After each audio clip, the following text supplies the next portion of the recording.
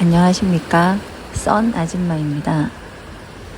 부동산 중개 일을 하면서 여러 가지 일들을 겪습니다. 그 중에 제가 겪었던 부동산 사기에 관련된, 사기꾼에 관련된 이야기를 오늘 들려드리려고 합니다. 물론 부동산 일을 하다가 보면 여러 가지 일들이 많습니다. 그 중에 이게 자신의 재산과 돈에 관련돼 있는 일이다 보니 말도 안 되는 사기를 치는 사람들이 종종 있습니다. 그래서 제가 겪은 이야기를 해드리고 다른 분들도 혹시나 이러한 일들을 겪었을 때 빠른 판단을 하시고 사기꾼과 좋은 사람을 구별할 수 있는 어떤 지침이 되실 수 있지 않을까 하는 생각에 제가 겪은 이야기를 들려드리려고 합니다. 2022년 5월경 제가 광고를 하고 있는 호텔 매물을 보고 어떤 노인의 남자분이 연락을 주셨습니다. 호텔 매물에 관심이 많은 일본 분이라고 말씀을 하시면서 일단 저희에게 만나자고 말씀을 하셨습니다. 그래서 저희는 흔쾌히 그분을 만나러 카페를 갔습니다. 가서 그분을 만나서 일단 자기가 그 물건에 관심이 많다는 말씀을 하시면서 물건 현장을 볼 수 없겠냐라고 말씀을 하셔서 저희와 같이 현장을 보러 갔습니다. 현장을 보시고 무척 마음에 들어 하셨습니다. 그러면서 자기가 이 물건을 꼭 사고 싶으니 살 수 있게 저희한테 중개를 해달라고 요청을 하셨습니다. 하지만 저희는 물건을, 이렇게 큰 물건을 한번 보고 그 자리에서 사겠다 결정하는 것 자체가 섣부른 판단일 수도 있고 조금 이성적으로 이해가 잘 되지 않는 부분이 있었기 때문에 일단 그분께 좀 더 신중히 조금 더 알아보시고 선택하셔도 된다. 그렇게 급하게 선택하실 필요는 없다라고 설명을 하고 헤어졌습니다. 그리고 며칠 뒤 다시 연락이 오셔서 현장에 가서 매도자분을 같이 만났습니다. 매도자분께 그 호텔에 대한 이야기를 듣고 궁금하신 내용을 설명을 듣고 본인이 이 호텔을 사겠다는 의지를 밝히시고 매도자와 헤어지셨습니다. 그리고 저희와 같이 저희 사무실로 옮겼습니다. 그러고 나서 저희 사무실에서 본인에 대한 이야기를 하기 시작했습니다. 본인은 일본 야쿠자 4인자고 자기 어머님이 한국분인, 자기는 국적은 한국인 일본 사람이다 라고 얘기를 했습니다. 일본 야쿠자 조직에서 자기가 조직의 배신? 이런 식으로 거기서 쫓겨나서 한국으로 들어왔고 한국에서 사업을 하려다가 못된 한국인을 만나서 자기가 사기꾼처럼 몰려서 한국에서 추방을 당해야 되는 그런 상황이다라고 얘기를 했습니다.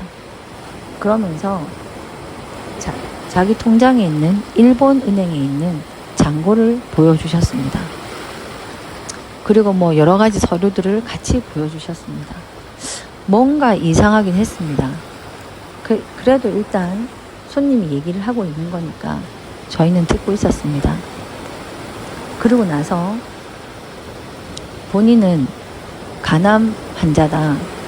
그래서 한국에서 어쨌든 자기는 있으면서 간암 치료도 받아야 하고 사업도 해야 한다. 그런데 일본도 갈 수 없는 처지고 한국에서는 추방을 당해야 하는 처지라 자기는 일단 한국에서 몰래 은둔을 하고 있어야 한다. 그래서 자기 대신 호텔 운영을 해줄 사람도 필요하고 그 다음 한국에서 있어야 되는 집도 구해야 되고 치료를 할 수 있는 어떤 방편도 만들어야 한다. 소장님들이 좀 도와주셨으면 좋겠다라고 저희한테 얘기를 했습니다. 뭔가 많이 이상했지만 일단은 노력해 보겠습니다 하고 그분과 헤어졌습니다. 그분과 헤어지고 난 뒤 저와 같이 일하시는 소장님이 저에게 저 사람 사기꾼이니까 더 이상 믿지 마세요 라고 얘기를 했습니다. 그래서 무슨 근거로 그렇게 말씀을 하시냐라고 했더니 현장을 방문할 때 본인이 그 손님에게 일본 말로 몇 가지 질문을 했답니다. 근데 거기에 대답을 안 하시더랍니다. 그래서 뭔가 이상하다고 느꼈습니다. 거기다가 뭔가 허황된 이야기를 하니까 이건 분명히 저 사람은 사기꾼일 것이다. 뭐 연락이 와도 그냥 그러려니 하십시오 라는 얘기를 했습니다. 아니나 다를까 며칠 뒤 저에게 장문의 문자가 왔습니다. 뭐 번역기를 돌려서 얘기를 한다고 하시면서 문자가 와서 야쿠자는 믿음과 신뢰가 생명인데 저랑 같이 일하는 소장이 자기를 믿지 않는 눈빛을 보냈다고 합니다. 그래서 우리를 믿을 수 없어서 우리와는 일을 같이 할 수 없다 라는 장문의 문자가 왔습니다. 그래서 저는 끝까지 사장님의 생각이 그러시면 어쩔 수가 없다. 신뢰를 드리지 못해서 죄송하다라는 답장을 보냈습니다. 그리고 시간이 한 3달, 4달 정도가 지난 것 같습니다. 어느 날 제 핸드폰에 부산 진경찰서에서 전화가 왔습니다. 경찰서에서 전화가 올 일이 없는데 무슨 일이지? 하고 여쭤봤더니 저한테 일본 분 누구누구 씨를 아시냐라고 얘기를 했습니다. 저는 그때 그분의 이름이 기억이 안 났기 때문에 일본 분? 근데 일본 분이라고 왔었던 손님은 있었다라고 얘기를 했습니다. 경찰분 말씀이 그 사람이 여러 부동산 소장들에게 사기를 쳐서 지금 고소가 되어 있는 상태고 그 사람의 전화 통화 기록을 보니 저와 통화를 했던 기록이 남아있어서 연락을 한다고 하셨습니다. 그러면서 저희는 피해를 본 게 없느냐라고 물어보셨습니다. 그래서 저는 피해를 본 게 없다.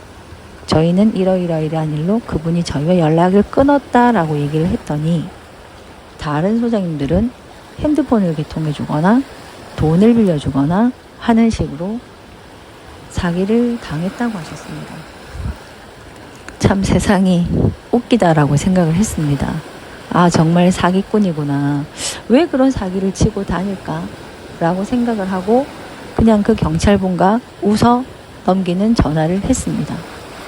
그리고 몇 달 뒤 제가 겪은 이야기를 제 주변 소장들한테 좀 얘기를 했기 때문에 그냥 소장님들도 그런 손님이 있는가 보다라고 생각을 하고 있었습니다.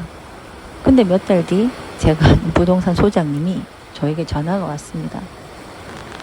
저번에 소장님이 얘기하신 그 일본 분 이야기가 어떤 거였죠? 라고 저한테 물었습니다. 제가 대충 설명을 했습니다. 했더니 자기가 아는 소장한테 그 손님이 또 왔다는 겁니다. 제가 얘기한 거랑 똑같은 얘기를 하고 있답니다. 그래서 그 소장님이 제가 아는 소장이 이렇게 당했으니 절대 믿지 마세요 라고 하는데도 그 소장님은 믿고 싶다고 얘기를 했답니다. 지금 들어보면 야쿠자 4인자니 어떠니 너무 허무맹랑한 얘기인데 정말 당사자가 앞에 앉아서 얘기를 하면 그 사람 얘기에 빠져들게 됩니다. 아프다고도 하고 자기가 한국에 와서 이런 힘든 일을 겪었다고도 하고 하니까 측은지심도 생기고 마음이 좀 안 됐었습니다. 사람의 그런 점을 이용해서 여러 부동산을 다니면서 조그만 소액의 돈을 뜯어내는 사람인 것 같았습니다. 그래서 그때 그 소장님도 또 그렇게 당하고 있는 것 같았습니다. 부동산 일을 하면 참 여러 가지 일들을 겪게 됩니다. 왜 이렇게 사기를 치고 다닐까? 왜 이런 사기를 치실까? 뭘 위해서? 라고 이해가 안 되는 일이 정말 많습니다. 이 일 외에도 또 다른 사기에 관한 일들이 너무 많이 있습니다. 그래서 제가 한 번씩 이런 사기꾼에 대한 이야기를 풀어드리려고 합니다.